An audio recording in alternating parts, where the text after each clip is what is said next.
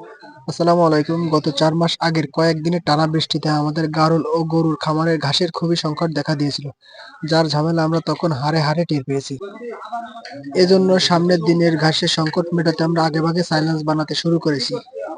Silence তৈরির মূল উপাদান হচ্ছে ভুট্টা গাছ বা ঘাস। তো ভুট্টা গাছ আমাদের না থাকায় আমরা ঘাস দিয়ে সাইলেন্স বানানো শুরু করতেছি। এই সাইলেন্সের সাথে অনেক খামারি ভাইয়েরাই অন্তর্ভুক্ত আছেন।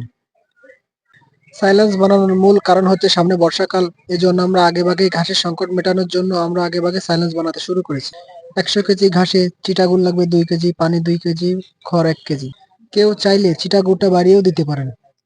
আমাদের ১০০০ কেজি ঘাসে ২০ কেজি চিটাগুল লেগেছে। আশা করি আমাদের বর্ষা মৌসুমে এই ঘাসের ঝামেলা আর পোহাতে হবে না। আপনি যদি স্বল্প পরিসরে পারিবারিক কায়দায় কিছু গরু ছাগল লালন পালন করতে চান, ঘাস আপনার অবশ্যই লাগাতে হবে। তো সবাইকে অনেক ধন্যবাদ। আশা করি ভিডিওটা লাইক, কমেন্ট করে শেয়ার করে দিবেন। পরবর্তী ভিডিওতে আপনাকে আবার দেখাবো ইনশাআল্লাহ। আসসালামু আলাইকুম ওয়া রাহমাতুল্লাহ। সবাইকে অসংখ্য ধন্যবাদ।